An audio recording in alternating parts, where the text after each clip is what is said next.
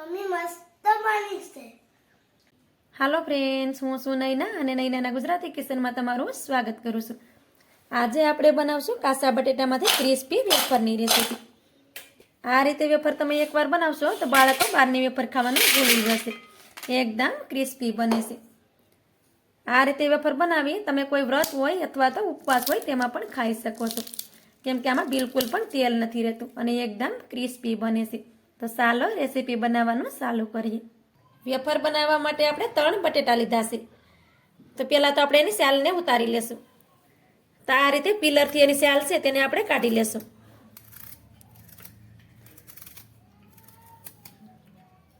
બટેટાને મેં આ રીતે પાણીથી ધોઈને જ લઈ લીધા છે, કેમ કે આ બટેટા હોય તેની ઉપર ધૂળ બહુ હોય છે, તો તેને ધોઈને લઈ લેવાના. પછી આ રીતે એની છાલ ઉતારી લેવાની. આ રીતે આપણે એક બટેટાની છાલને કાઢી લીધી છે. હવે તેને આપણે પાણીમાં જ રાખશું, જેથી કરી બટેટા છે તે કાળા ન પડે. તો આ રીતે આપણે બધા બટેટાની છાલ ઉતારી અને પહેલાં રેડી કરી લેશું. આ રીતે આપણે ત્રણેય બટેટામાંથી છાલને ઉતારી લીધી છે. તો બટેટાને આ રીતે સારી રીતે ધોઈ લેવાના. ઘણા લોકો છે તે બટેટાને ધોયા વગર જ વેફર બનાવતા હોય છે, પણ તે આપણને નુકસાન કરે છે, કેમ કે આમાં કેટલો બધો સ્ટાર હોય છે. તો તેને આપણે આ રીતે ધોઈએ તો તમે જોઈ શકો છો કે કેટલું ગંદુ પાણી થઈ જાય છે. તો આ બધું આપણે ખાઈએ તો પેટમાં જાય. તો પહેલાં તો બટાટાને સારી રીતે ધોઈ લેવાના. હવે આ બટાટાને આપણે પાણીમાં જ રાખશું.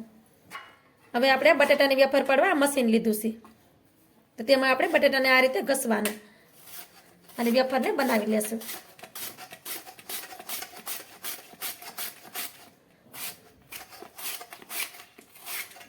તો તમે જોઈ શકો છો કે આ રીતે બટેટાની વેફર બનીને રેડી થઈ જાય છે. હવે આપણે તેને બારી નથી રાખવાની. તો મેં આ તપેલામાં પાણી લીધું છે અને તેમાં આપણે વેફરને નાખતા જશું, કેમ કે હજી પણ આપણે ચોખ્ખું પાણી થાય ત્યાં સુધી વેફરને ધોઈ લેશું. હવે આપણે આવી જ રીતે બધી વેફર પહેલાં બનાવી અને રેડી કરી લઈએ. આ રીતે આપણે બધી વેફરને બનાવીને રેડી કરી લીધી છે. હવે આપણે વેફરને આ રીતે ઘસી અને સારી રીતે ધોઈ લેશું. આમાં આપણે બરફ કે એવું કશું નાખવાનું નથી, કેમ કે દરેકના ઘરે ફ્રીજ નથી હોતા. તો આપણે આજે આને સિમ્પલ અને સરળ રીતે જ બનાવશું, તો પણ વેફર છે તે એકદમ ક્રિસ્પી જ બનશે. તો હવે આને આપણે સારી રીતે ધોઈ લઈએ. તો આ રીતે વેફરને આપણે સારી રીતે પાણીથી ધોઈ લીધી છે. તમે જોઈ શકો છો કે એમાં ચોખ્ખું પાણી થયું ત્યાં સુધી મેં એને ધોઈ લીધી છે. હવે આપણે આ વેફરને 5 મિનિટ સુધી પાણીમાં જ રાખવાની છે. તો આપણે આ વેફરને 5 મિનિટ સુધી પાણીમાં જ રાખી છે. તમે જોઈ શકો છો કે આમાં આપણે ઠંડુ પાણી નથી નાખ્યું કે નથી બરફ નાખ્યો, તો પણ આપણી વેફર છે તે એકદમ ક્રિસ્પી બનશે. હવે આપણે તેને સાઈડ પર લઈ લઈએ અને આ રીતે જાડો ટુવાલ આવશે તેને લઈ લેવાનો અને આ રીતે પાથરી દેવાનો. હવે આપણે એક એક કરતા વેફરને તેની ઉપર સૂકવી દેશું. આ રીતે આ વેફરને આપણે 5 મિનિટ સુધી પંખા નીચે રાખી દેશું, તો તેમાં પાણી છે તે બધું સુકાઈ જશે, અથવા તો તમે એને ટવાલથી લૂસો તો પણ ચાલે. આ રીતે આપણે બધી વેફરને સૂકવી દીધી છે. હવે આને આપણે 5 મિનિટ સુધી પંખાની નીચે રાખી દેશું, જેથી કરી તેમાં પાણી છે તે બધું સુકાઈ જાય. અથવા તો તમે આ રીતે વેફર લઈ અને આ રીતે ટવાલથી પણ તેને લૂસી શકો, તો પણ તે કોરી થઈ જશે. પણ આ રીતે આપણે 5 મિનિટ તેને રાખશું તો પણ તે સુકાઈ જશે, કેમ કે શિયાળાની ઋતુ ચાલે છે. તો શિયાળાની ઋતુમાં તેને સુકાતા વાર ન લાગે. તો આપણે તેને 5 મિનિટ સુધી રહેવા દઈએ, જેથી કરી તેમાં રહેલું બધું પાણી સુકાઈ જાય. વેફરને આપણે 5 મિનિટ સુધી પંખાની નીચે રહેવા દીધી હતી અને તમે જોઈ શકો છો કે તેમાં રહેલું બધું પાણી સુકાઈ ગયું છે. હવે આપણે બધી વેફરને આ રીતે થાળીમાં લઈ લઈએ. આ રીતે બધી વેફરને આપણે થાળીમાં લઈ લીધી છે અને તમે જોઈ શકો છો કે વેફરમાં પાણી જરાય નથી. હવે તેને તળી લઈએ. તેલને પણ આપણે ગરમ કરવા માટે મૂકી દીધું હતું અને તેલ પણ આપણું ગરમ થઈ ગયું છે.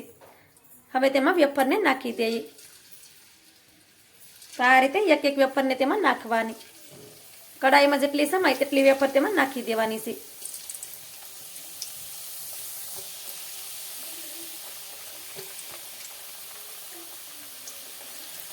તો આ રીતે આપણે વેફરને કડાઈમાં નાખી દીધી છે.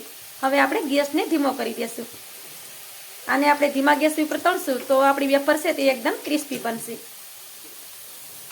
હવે વેફરને ફેરવતા જઈએ અને તળી લઈએ. આમાં આપણે મીઠાનું પાણી પણ નથી નાખવાનું, તો પણ આ વેફર છે એકદમ ક્રિસ્પી બનશે. આવી રીતે વેફર બનાવી તમે તેને વ્રતમાં પણ ખાઈ શકો છો, અથવા કોઈ પણ ઉપવાસ હોય તો પણ તેમાં ખાઈ શકાય. હવે આને ફેરવતા જઈએ અને ધીમા ગેસ ઉપર તળી લઈએ. આ રીતે વેફરને આપણે ફેરવતા ગયા છીએ અને વેફરને આપણે તળી લીધી છે. તમે જોઈ શકો છો કે વેફર આપણી એકદમ ક્રિસ્પી બની ગઈ છે, તો તેને આપણે કાઢી લેશું. વેફરને તળાતા લગભગ 2 મિનિટ જેવો સમય થયો છે અને આપણી વેફર એકદમ ક્રિસ્પી બની છે, તમે જોઈ શકો છો. તો આ રીતે કરશું તો તેમાં તેલ હશે તે પણ નીકળી જશે.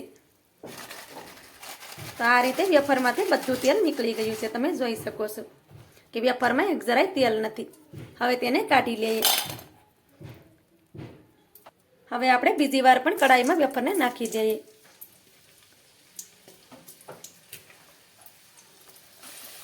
હવે આપણે તેને પણ ફેરવતા જઈએ અને ક્રિસ્પી થાય ત્યાં સુધી તળી લઈએ.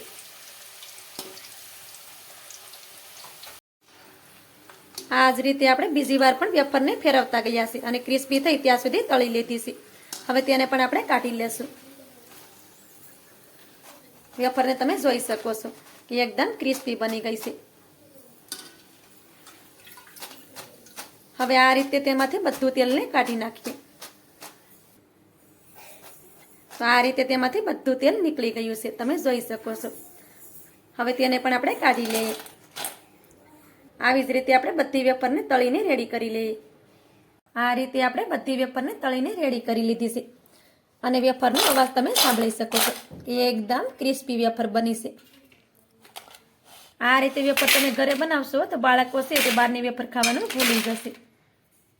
આ વેફર ખાવામાં એકદમ ટેસ્ટી લાગે છે અને એકદમ ક્રિસ્પી બને છે. તો આ રીતે વેફર તમે પણ બનાવજો.